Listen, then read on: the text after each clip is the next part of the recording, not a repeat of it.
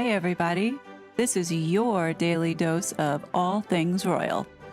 Welcome back, my gorgeous, good looking friends. I want to say thank you to everyone for all the kind words of comfort and support yesterday. As many of you know, that I lost my other dog yesterday morning, and quite frankly, after losing the first one so soon, it definitely was a kick in my stomach.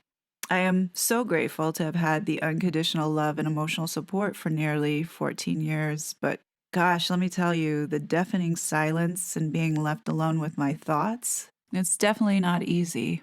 And those that have gone through this, I'm sure you can understand what this feels like. Many of you have shared your stories, and it has helped me realize that I'm not alone as much as it feels like I am. So, again, thank you for showing me the kindness during this time.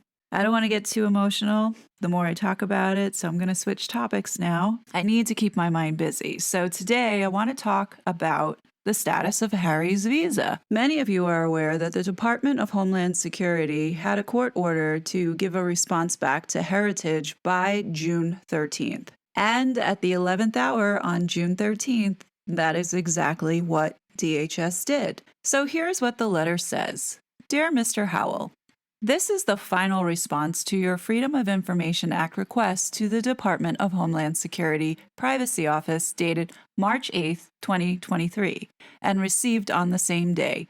You requested the following, and they list all the different forms requesting for Prince Henry Charles Albert David of the British royal family, aka Prince Harry, aka His Royal Highness Prince Henry of Wales, aka the Duke of Sussex, including but not limited to, and then they list the different forms. Next section, they go into all records pertaining to the Duke of Sussex in the following system of records maintained by CBP and DHS, and they list all the records. It continues, Section 3, all records relating to any requests for waiver pursuant to Section 212D3 of the Immigration and Nationality Act, including, but not limited to, email communication within the DHS Office of the Secretary, the USCIS Office of the Director, the CBP Office of the Commissioner, and any subordinate office within those named departments or agency, or a record of any communication between any of those named entities and the U.S. Department of State, the U.S. Embassy in London, the Federal Bureau of Investigation, or U.S. Immigration and Customs Enforcement.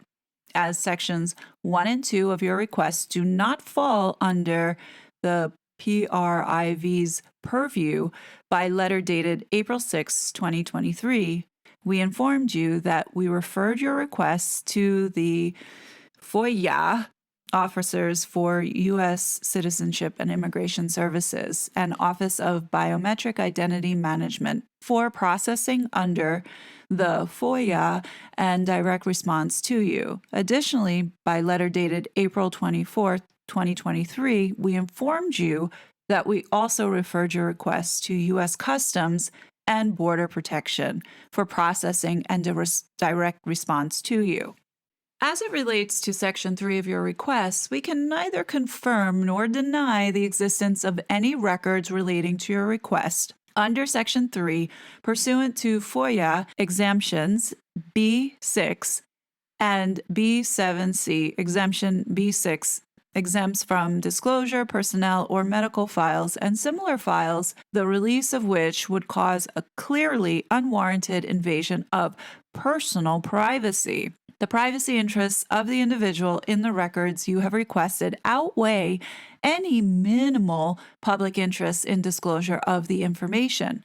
Exemption B7C excludes records or information compiled for law enforcement purposes, but only to the extent that the production of such materials could reasonably be expected to constitute an unwarranted invasion of personal privacy. To the extent records exist, this office does not find a public interest in disclosure sufficient to override the subject's privacy interests, As such, to the extent that responsive records would be maintained by DHS headquarters offices on the subject individual, this office would deny your requests under FOIA exemptions B6, 5 USC 552B6, and the Privacy Act of 1974, 5 USC 552A. Since this request is currently in active litigation, please notify the Assistant U.S. Attorney, District of Columbia, John J. Jack Bardo, United States Attorney, 601 D Street, Washington, D.C., or by email, john.bardo@usdoj.gov if you have any questions. Sincerely, Jimmy Wolfrey, who is the Senior Director of FOIA Operations and Management. So as you can see, the government is protecting Prince Harry and his privacy. As you can imagine, the Heritage Foundation is pissed, and they did file their notice withdrawing motion for a preliminary injunction. And it states here, on June 13, 2023, plaintiffs received a letter from the Department of Homeland Security Privacy Office issuing a GLOMAR response as to Specification 3 on plaintiff's FOIA request. See letter from Jimmy Wolfrey, which is what we just looked at. It is unclear from the foregoing whether DHS conducted a search prior to issuing the GLOMAR response. A search had not been conducted as of the preliminary injunction hearing on June 6, 2023. So what the heck is a GLOMAR response? Well, it's different than a regular FOIA denial. When an agency states that it has the records but that it will not release them. When an agency replies with a GLOMAR response, it refuses even to admit that documents exist. This makes research and the appeals process much more difficult. So Niall Gardner from Heritage goes to Twitter to explain the government's response, and here's what he said. This week, the Department of Homeland Security, DHS, refused to confirm or deny whether or not they had records relating to the Duke of Sussex requesting a waiver in order to lawfully enter the country. This response to the Heritage Foundation's Freedom of Information Act request shows an appalling lack of transparency by the Biden administration. There are only 3 possible ways in which the Duke of Sussex could have entered the United States on a visa. 1. Prince Harry disclosed the full extent of his drug use and received a waiver. 2. DHS blatantly ignored the law. Or 3. Prince Harry lied on oath. I would argue that there's a 4th to this in which I don't think, and this is my opinion, that Harry filled out any documentation and this slipped through the cracks. I have stated in a previous video that the time Harry came over to the United States, he probably had his diplomatic passport in which they just let him in with no questions asked, and possibly didn't follow up to see that his paperwork got filled out. That's just my assumption. Niall Gardner goes into saying, to say, as DHS argue, that merely acknowledging whether a waiver exists would violate the Duke of Sussex's privacy is to say, 1, it is private whether he has a waiver, which he must have if he complied with the law given that he currently resides in the United States. Number 2, it is private whether the government blatantly ignored the law in Prince Harry's case, or 3, that there is privacy interests in perjury. The argument makes no sense, but is not surprising coming from the zero transparency Biden administration. The Department of Homeland Security's efforts to stonewall the Heritage Foundation's Freedom of Information requests are unacceptable, and we will be contesting their position. We expected to have to fight every step of this case in federal court and will continue to press for transparency and accountability for the American people. Ultimately, the release of Prince Harry's U.S. immigration records will be decided in federal court by a federal judge. We are determined to prevail in a matter of clear public interest on an important issue that matters to the American people: the application and enforcement of America's immigration laws without fear or favor. Get your popcorn, guys, because this is about to get nasty.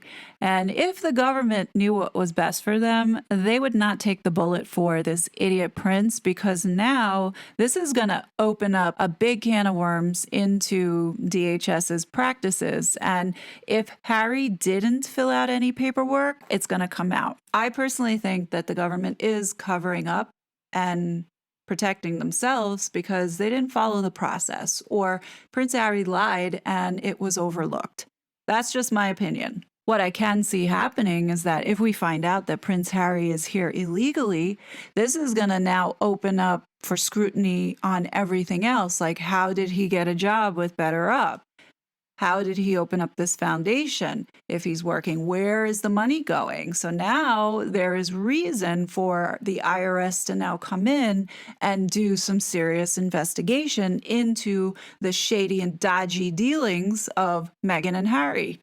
And I hope that they do, because that's going to then open up and expose everybody in the network that had helped them set up and establish themselves in this manner to undermine our country, which is exactly what they are doing at this current moment. Prince Harry has publicly admitted that he has been doing drugs and still doing drugs. I think it is of American interest to know is, how did he know about January 6th? We have a foreign national here who could be in this country illegally, trying to undermine our democracy. I think that that is worth understanding. Is he here legally or not? And if he's not, then why did this current administration allow this to happen? And let's not forget that he and his wife have been funding and supporting these leftists, radicalized extreme leftists that have been terrorizing and threatening people online, especially Meghan Markle's sister, Samantha. So why is that accepted in this country to have this domestic terror threat? This is why all of this needs to come out. And I think that the Heritage Foundation are going to go at this and expose,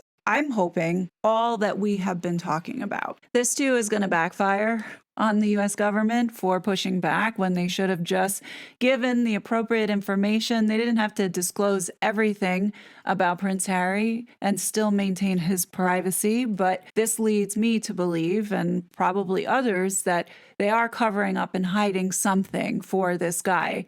For what reason? I don't know. I guess they haven't learned yet that whoever is engaged with this couple ends up being markled. We have seen everything that Meghan and Harry touch turn to shit. And maybe in this case, it will expose the other areas like that Archwell public charity and the misappropriation of funds being used for political purposes that are directly undermining our democracy. So we'll have to wait and see, but I think it's going to be good. But what do you guys think? Definitely leave your comments below. And as always, I will be back with more content. But until then, please be safe, and I'll talk to you later. Bye. Such a fraud.